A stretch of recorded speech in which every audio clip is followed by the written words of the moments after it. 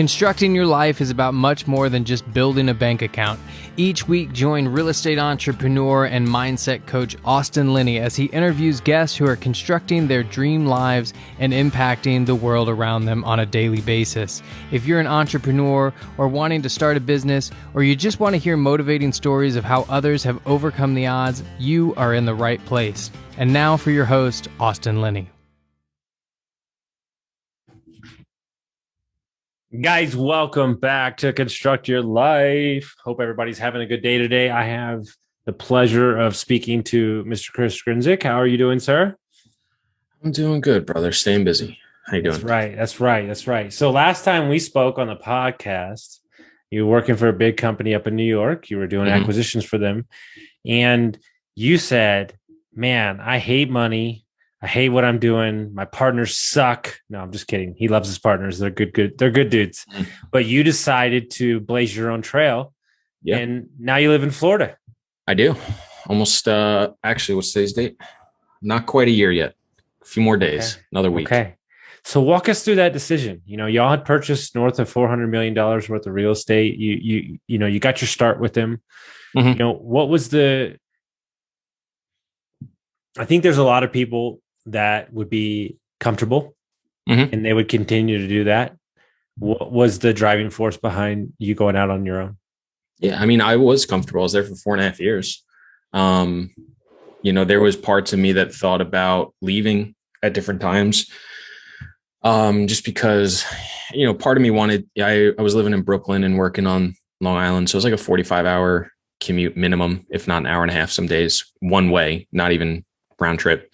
And a part of me wanted to be like fully in the city and kind of like get rid of my car and live that lifestyle. But, they were great to work for and with. So, I stuck around for longer than I probably envisioned at first, which I think speaks a lot to, them just as people. But it also speaks to, what happens when, you kind of build a culture, you do well by people.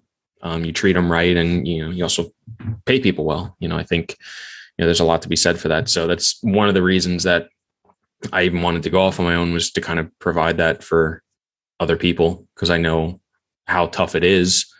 I had tons of friends and family that hated their job, even if they were getting paid well or were not getting paid well and still hated it. And I just kind of would sit there and be like, why, what's leaving really going to do for me? I would sit there and see like friends in the city and they'd be going to like happy hour after work. And I'd be like, I wish I could do that. Or I wish I would have like work friends, right? Cause it was just John, Don, myself, and Lauren, who was the admin, and she was there most days, but not all the time. But when I sat there, I was like, is that really the most important thing? Like, is that really something I want more than, what I'm getting, which is great job with great people that pays really well, that I really have no issues with, if any.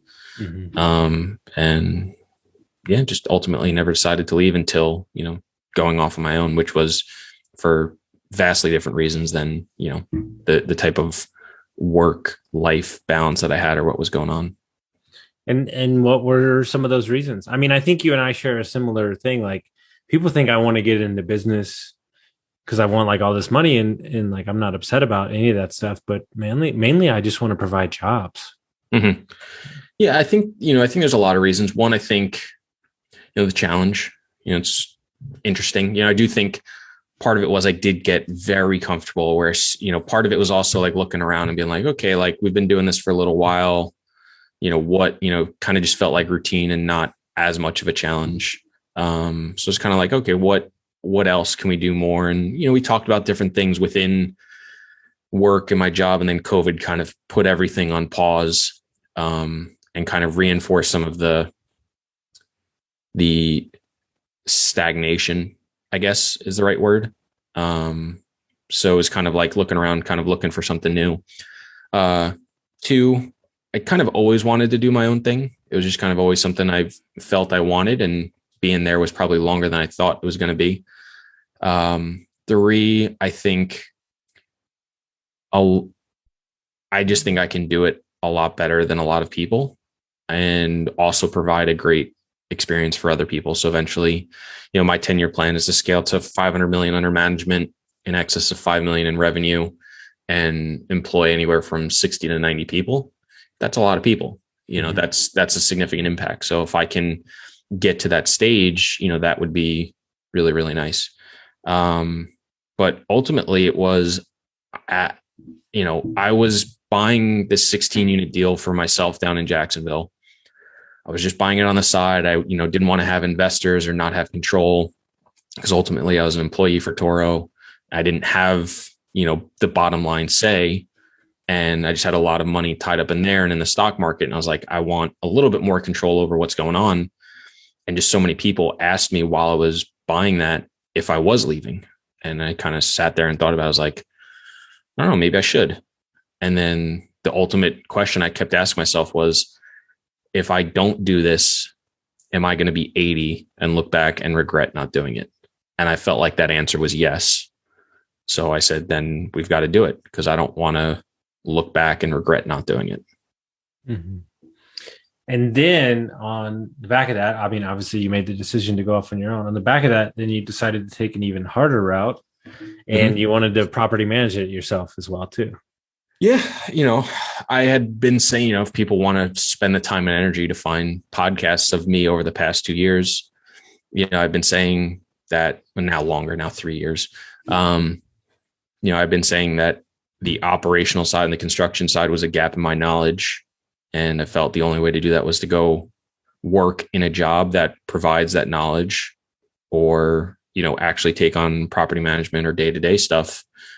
And I was like, screw it, let's go do it. Again, didn't want to look back and be like, shy away from it. Like, scary. Didn't know what I was really doing. I mean, I knew high level what stuff should cost and how stuff works. And I had contacts already. So, I wasn't starting from a blank canvas, but it's still kind of scary and no idea what I was doing. And, haven't really said this, but I kind of delayed making the first steps for like 2 months on like the construction side, because I didn't want to mess up, until finally my dad was like, what the hell are you waiting for? And I didn't really have a good answer. And I was like, okay. So, I mean, like, it wasn't like easy, and I just jumped right in, but again, it was just like, why not type of thing. So, yeah. And what part of the property management stuff was easier, and what part was harder than you thought?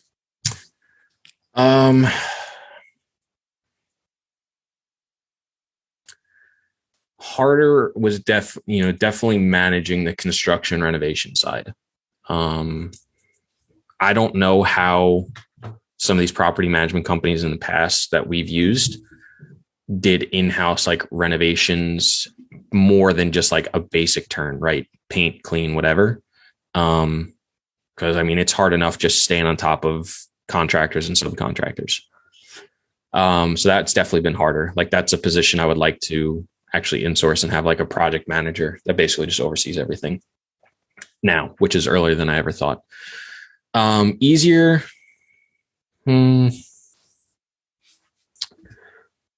Surprisingly, kind of like not when there's big issues, but like, your day-to-day interactions with tenants and like collecting money, like, it's just, it is what it is type of thing. And I don't know. Mm-hmm. And I think, I know that most people play the what if game, right? Mm-hmm. What if this happens? And, I've seen your stories, like you were out of town and the water leaked, mm-hmm. I think, meaning like after we talked yesterday, I did a podcast with Anthony, and we were talking about like the fact that you think problems aren't going to happen is your problem. Yeah, I mean, you'll kill yourself with what ifs because you have no idea. I mean, like you said, I was away for a wedding and we had 2 units flood with a couple inches of water, mm-hmm. which, unfortunately, we had a tenant that reacted very, in my opinion, reacted more than I thought the situation warranted. But every person's different. It was sink water. It was an inch or two. In my opinion, if that happened to me, yeah, it sucks and you got to leave and clean stuff up. Nobody wants that. But it's not a huge deal. I sit there and I'm like, thank God it wasn't sewage, right? Because then that would have been a real mess. But yeah, I was away for 5 days. And while I was away, we had 2 units flood. Mm-hmm. I was in the party for the wedding and I'm sitting there basically the entire rehearsal dinner on the phone trying to get this solved. So it's like, yeah, don't want that. That sucked. I was away for another wedding. We had a tenant basically go crazy, and just causing problems with other tenants. We just made them an offer to get out, and they took it. So, and then little other things, just, minor things that come up and you got to deal with. But the what if game is crazy, and, half the time you won't even think of things that are going to happen. So it's like, dude, I was talking to a coaching client the other day, and I've only told this story like twice before, but long story short, we'll save this story for another time. A baby pissed on one of the beds and didn't tell us, and the cleaner didn't know. And then the lady that came into the next thing sat in it in a brand new suit and proceeded to text me 30 times in the middle of the night, and then decided to rip my head off of my body the next morning through phone. And I had to go spend, like $3,000. Like, I told him straight to his face, I was like, where's that in your pro forma? Yeah. But I handled it, and I still got a 5-star review. Oh, that's nice. So I mean, like, at the end of the day, like those, and now that I'm saying it out loud, like those situations have taught me emotional stability in the moment when something like that. Yeah. I mean, just in life, whether you run a business or not, I mean, stuff's always going to come up you don't expect. Like, there's a million things you can't plan for, which is why, whether it's emotional or financial, you should have contingencies and just kind of, you got to roll with the punches, right? A family member gets sick. Like, nobody's expecting to get cancer, but that happens, or some sort of disease. And like, what are you going to do? Mm-hmm. You just figure it out and, go with the flow and do the best you can. And, it's the same thing. And I think, most people know that stuff comes up, and most people, like the same thing in your situation, they know you didn't purposefully do it. Obviously they're pissed in the moment. She didn't at first, right? Oh, of course. Right. So if I was staying in your Airbnb and I sat and pissed, I'd be pissed too. Even though I know you, I'd be like, yo, what the fuck? But stuff happens and people get pissed in the moment. But I think people also understand that, like, you don't have control over that. And as long as you make the efforts and really like care and try and do what you do, like, you know what I actually found, and I actually thank you, because I remember I have to record this video for somebody, is they don't actually want you to fix the situation that moment. They want you to acknowledge that you're aware of the situation. Mm-hmm. Like, that's all they want. Like, okay, I'm going to source somebody to fix this. Like, okay, great. Thank you. Now I can go on with my day. It's the fact that if they think that you don't care, that's when it starts escalating into something that it doesn't need to be. Yeah. 100%. Yeah. And so one of the things that I really appreciate about you as a person is that you are, massively what I would deem level-headed, like, unemotional about just decisions in business. Like, where did you cultivate that, or is that a personality trait that you have? I mean, I actually think I am relatively emotional, but I'm just very mellow. Like, I don't know, just a lot of things I just try to stay very like even keel, not get too excited about any one thing or too upset about another thing. I think I don't know, just always been fairly, I guess, level-headed and not overly exuberant or under exuberant about anything, which sometimes I don't like about myself. I wish I was more of an animated personality and, the type of person that walks into a room or a crowd and becomes best friends with everybody, but just not who I am. So, I accept that and I'm okay with it. And I think in certain situations it is a benefit. So, whether it's analyzing a deal, dealing with tenants or employees or partners or whatever, I do think I don't get too caught up in what's going on. For example, this 20-unit deal we just put under contract, buddy called me and said, hey, our equity fell out, and, what do you want to do? And I said, basically we talked about stepping into the contract and taking over. And basically the somebody he knows has under contract. And personally, I don't feel like he deserves anything. Honestly, like he put a deal under contract. He wasn't able to execute and raise the money. And he still wants something? Yeah. That's crazy. And, but for me, what am I going to do? Say no and then don't get a deal? So sometimes you look at it and you say, okay, maybe emotionally, I don't feel like that's something that's warranted or deserved, but what am I going to do about it? Am I going to let my emotional feeling over what somebody deserves or doesn't deserve get in the way of me getting a deal that makes sense? No. So he's going to get paid, and I'm not overly happy about it. No, and the deal still makes a ton of sense. It doesn't hurt me. The second deal, my second deal too it was a double wholesale. It was a $1.9 million deal. The one guy walked away with $250,000 in a wholesale fee. I don't really love paying somebody $250,000 who didn't really do a whole lot. But again, it's like, for me, I look at it and say, okay, the deal works at 1.9. Does it really matter who's getting the money? Yeah. Do I think the seller deserves it? Of course, right? They're the one that has owned the deal for 30, 40 years.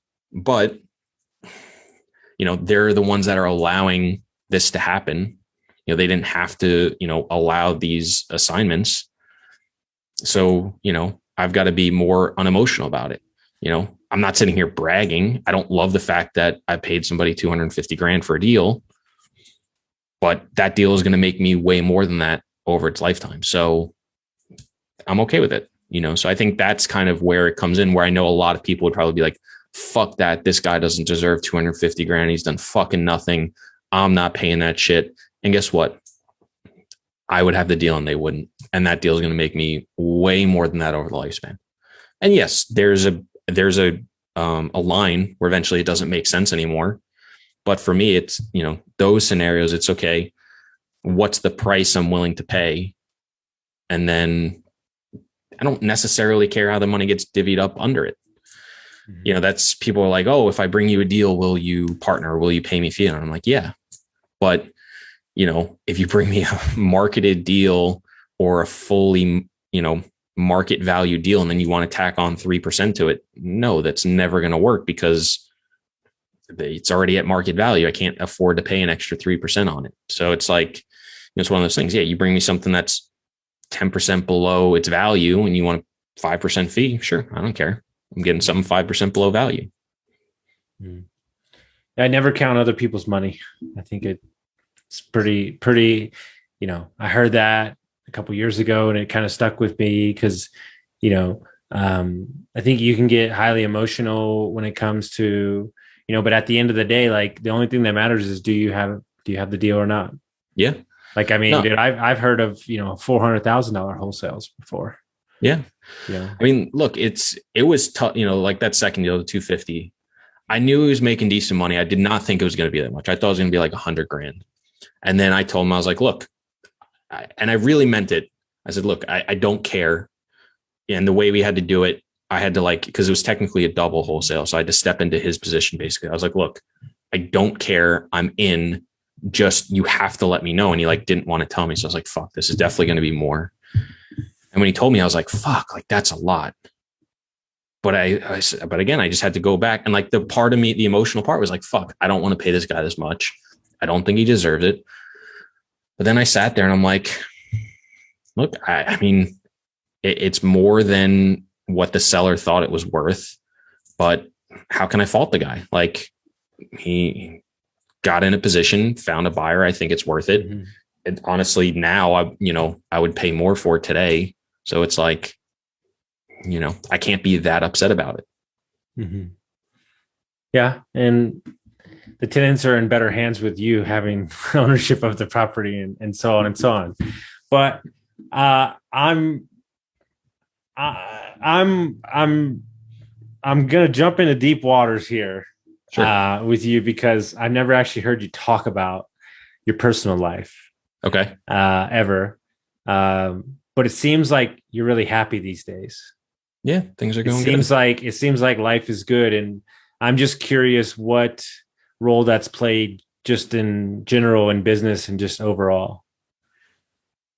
Yeah, I think, I definitely stay away from talking too much about the personal side of things. But, the move to Florida has been, pretty great. I mean, it sucks that I left some family up there, especially my dad and my Oma. She's from Germany, so we call her Oma, who I'm used to see, once a week or at least every couple of weeks because my job was not far away from them.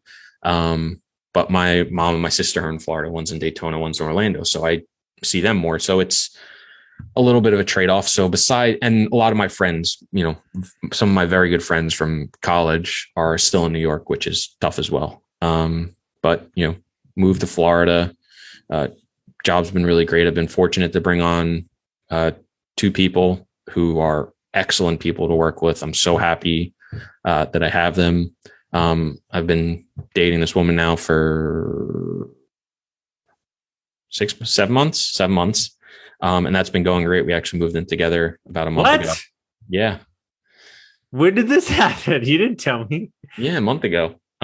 That's amazing, dude. You know what's interesting? And I'll let you continue on that. But when I see pictures of people together, I'm like, okay, yeah, got it. Like I feel that way when I see y'all together. Yeah. I mean, she's just been really great. And, I don't want to go too much into it, but of course. It's just been really great. And just very happy, and that plays into it. But, it's been because of that, I've put a greater attention on really separating out work and life, which I did not do at all up in New York and really didn't do before we started dating. And it's been pretty surprising putting some of those more boundaries on how little it's changed what I'm actually able to do and get done. There's still like podcasts and webinars that I miss out and I choose not to do because they work full-time jobs and I'm not looking to do them on nights and weekends. Dude, we could spend the rest of the podcast talking about this. Like I won't do podcast or meetings on Friday, and I sure as fuck won't do them on Saturdays. Mm-hmm. And if I miss out, I miss out. Yeah. I mean, there's some, once in a while I'll do phone calls at night or whatever. And she's super understanding about it, which is really helpful. But I really try not to, because it's not, now that I spend less time, and part of it was in New York, I would purposely stay late because rush hour sucked. I mean, like I said, hour and a half versus 45 minutes. I was like, I'll stay an hour later, or I'll go get dinner with my dad or Oma and just spend time and get home later. I don't have that problem in Jacksonville. My commute's 10 minutes, 15 minutes. So, there's very little rush hour, if any. So for me, it's like, kind of setting those boundaries has been pretty nice. So yeah, luckily it hasn't been, I've passed on something that's huge. Like you hear stories of like, oh, I passed on this speaking gig that would have paid me a few $100,000 because of my kids' football game. There's one I just saw that somebody did that. So like, it's not like I'm passing on things that are going to pay me huge sums of money. It's podcasts, calls, whatever. And most of them are pretty flexible so that I'm able to reschedule, but you do once in a while run into the problem where, hey, this person works 9 to 5 and they do it nights and weekends or mornings. And I don't get up early because I'm not good at that. And, I'm not working nights and weekends really, unless I have to. So, that's been pretty nice. Well, I think at the end of the day, I think you've made a decision what works for you and you're totally comfortable with it. Like 2 weeks ago, I'm doing everything I need to do. Like I'm not feeling like nothing's wrong, but I'm just like, I feel like I'm doing everything and not getting that like vision time, that like creative learning time. Mm-hmm. And so I made a conscious decision that I was going to move all my meetings to Monday to Wednesday, and Thursday was going to be my learning, hang out, go to nature, read something day. And it just feels so much more freeing to know that I have that time put aside for myself. And I'm really excited about what that Thursday is going to yield for me when it comes to vision and stuff, which is super important for my role in my companies. Yeah, I've been struggling with that a little bit. I was talking with Will Coleman, and what he does is he like blocks, I think like 7:30 to 11 every day, and like puts his phone down. So I'll do that a few days where I'm like, like just focus on whatever it is, like big picture stuff that I need to do, whether it's, sometimes it's, calls and meetings. Cause it's like, hey, it's, I read Essentialism, the one thing, and one other book. And it's basically like, you've got big things that, may not have an ROI on paper, but you need to do, whether it's, vision or planning or organizing, whatever. So I try to set aside like 9 to 12 if I can to really do those things. I mean, we're recording at 11, so it is what it is, but I'm trying to do more of that, of like really set aside the mornings to like, hey, I'm not taking phone calls. I'm not answering emails. It's like, what is, the one thing today that if you did would really, really move you forward, and try to focus on those things. So like the past week in the mornings has been about getting this new deal done. So whether it's, opening entities, getting due diligence done, getting the investor deck together, those are really the things that, I've been focusing on in the mornings, and then in the afternoons going more through emails, phone calls, stuff like that. So I haven't really figured out how to do the learning reading side yet, and really prioritize that. I don't know if that's a home thing, spend 30 minutes in the morning or after work and kind of, set that aside, or if it's at a work thing. So I don't know. That's something I'm still figuring out. Yeah. And one of the things that I think you're really good at is I saw your kind of stories, like you spent a lot of time mapping out your 5-year, 10-year vision. And a lot of people don't even do that because they don't want to be beholden to what they put down on paper. Like, don't put me in a box. Like, what's your thoughts on that? Like, I think it's a North Star. I don't think it's a straitjacket. Yeah. I mean, so like I said, 10 years, I want to have 500 million. I just worked backwards, and that was, apparently it's a really good book that people read. I just kind of heard it from some other people. And I just know intuitively, if it's like, if you want to get somewhere, you've got to figure out. I honestly don't know. Somebody mentioned it once, but it's like it's something called like working backwards or something. I don't know. But I just heard somebody mention it once, like, you need to read it. And I was like, fuck, I already did this. Don't need to buy that one. So that's pretty good. Save myself $10. But, sat there and said, okay, what do I think is realistic, or, realistic stretch? I said 500 million, work backwards. And then when I kind of looked at the numbers, I was like, okay, I think this is fairly doable and a good position to be in with a stretch, but not too crazy. Sometimes I sit there and I'm like, okay, maybe I really should be aiming a little bit higher, but be it as it may, I'll adjust in the future. But yeah, I said, if I want to hit 500 million under management in 10 years, I know within 10 years, I'm going to sell deals. So I said, add some cushion. So I think 10 years is like 540. And then I really acquire like 600 million over 10 years. And then I just kind of work backwards. And what it led to, I forget some of the middle years, but I know it's like, the first year is 5 million, which now being a year in, I'm slightly under, but when this deal closes, I will hit that and be more. So like, if you aggregate the total acquired over like 15 months, I hit it. But be that as it may, because I do so few transactions, there has to be some wiggle room on timing. And honestly, I'm okay with it. And that's all that fucking matters. So if people want to say you didn't hit it in 12 months, they can go suck it. I don't care. But it's like 5 million the first year, 8 million the next year, 12 million the next year acquired. Basically like anywhere from a 50% year over year increase down to like a 35-40% year over year increase. And it leads with, in year 10, acquiring 200 million worth of assets. And basically I have roughly what those deals P&Ls will be every single year, roughly what my asset management fees will be every year, what my acquisition fees will be every year. Because my plan is to buy deals, add a ton of value, refi after 2 years, hold for another 3 to 7 years, roughly how much I'd be getting back in refinance proceeds. Once that deal eventually sells, how much I'll roughly be getting in waterfall and promote, how much money I'll have to then reinvest into GP equity, because like, I've also got to look at, investors want to see you co-invest in deals. So I've got to look at, okay, if I want to raise 30 million bucks and I want to be 10% of that, I've got to, the GP has to have 3 million bucks. So can I get there? Am I going to need partners? How can I do that? So, that was a lot of that played into it, but also looking at, okay, how much loosely, revenue can I expect coming in? How much staff can it loosely support? Is it enough?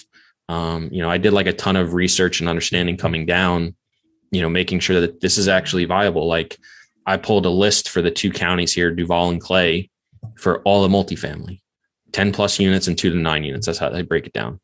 And I was like, is there even enough deals that, can support this? And yeah, broke it down and felt like there was enough. So, just kind of really mapped it out and made sure like, hey, is this something that's, really doable and, achievable and makes sense? And even financially, like, is this even worth it? Like, is this going to make enough money for me that I'm like, all this energy and effort is worth it? And yeah, kind of spent a lot of time doing that the first, 4 or 5 months. Mm-hmm. No, I love that. So much detail. And, guys, I want to give you a window into my viewpoint on what Chris just kind of laid out there and kind of tell you, when I first met Chris, I told myself like, that's a guy right there that I want to be in business with somehow, some way.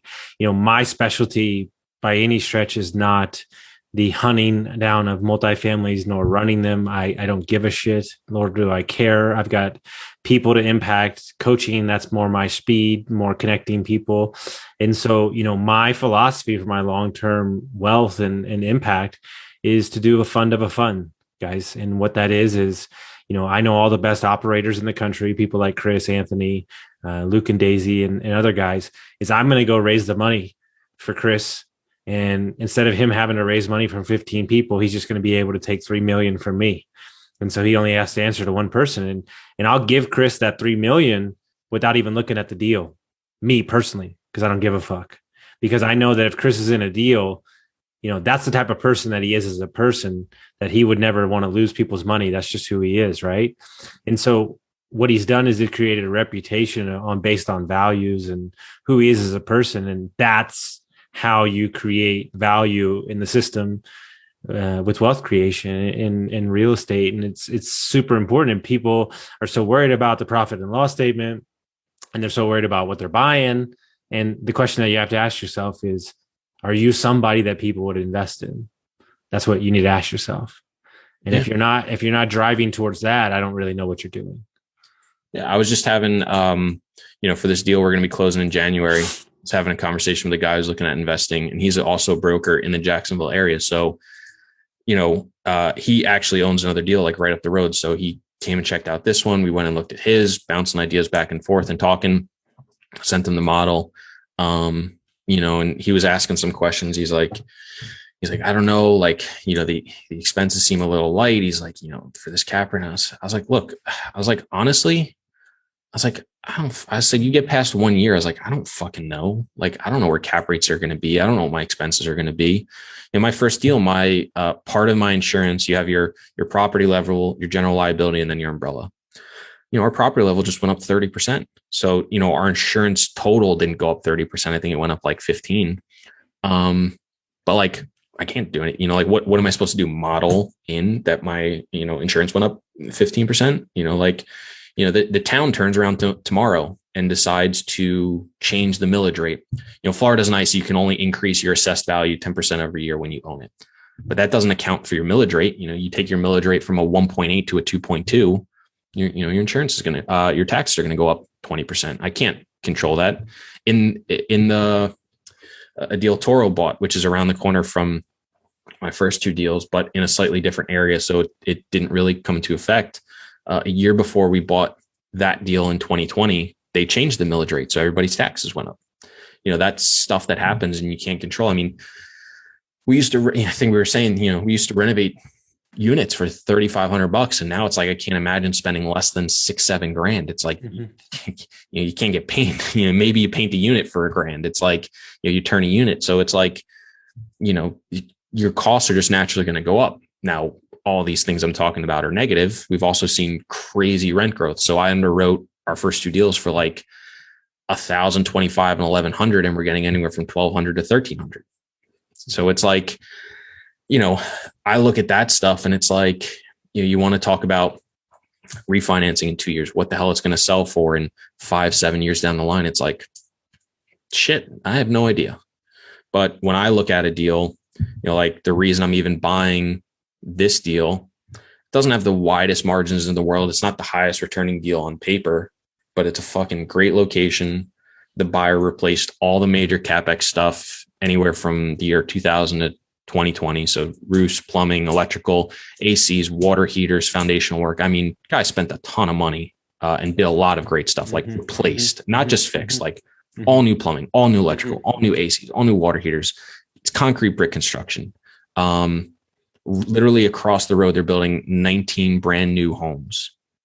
You're just like, it's like, how do you look at that location and be like, this doesn't work over 7 years? And on paper, it's a good returning deal with not crazy assumptions by any means. Definitely, look, I'm not going to sit here and say it's my most conservative underwriting in the world.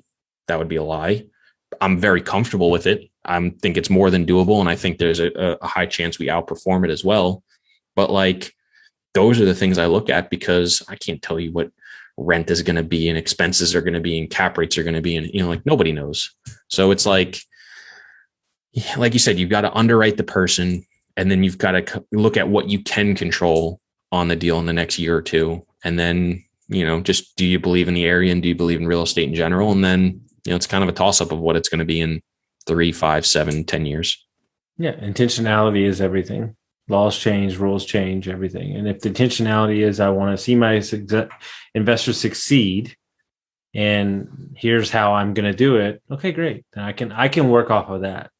So if people want to find out about your journey, they want to see what you got going on, how would they do that? Yeah. Social media is a great place. Basically anywhere, but the two main ones are Instagram and LinkedIn at Chris.Grenzig, or whatever LinkedIn's, I think it's like Chris-Grenzig or whatever. Just search it. You'll find it. If you want to get in direct touch with me, you can either DM me there or shoot me an email. It's chris@jag-communities.com, JAG-communities.com. That's also our website, jag-communities.com. We will also have another website coming out for like the investor side. So if you don't see anything, if you're like interested in investing, you want to fill out the form, you can either email me or just go to that website and there'll be something. It should be out in a few weeks from now. So if it still looks like shit when you hear this and you look it up, give it another week or two and then it'll look better. If it looks good, you know how long ago this recording was. So just give me a little bit of time. We're still getting stuff up and running. You'll be fine. It'll be perfect timing. Guys, share this with somebody that'll get some value from this, and we'll see you next time.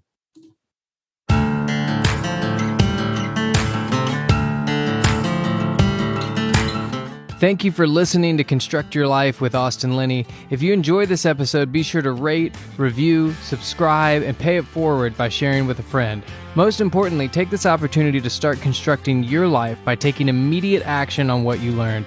For show notes, resources, and more information on one-on-one coaching with Austin, visit constructyourlifepodcast.com.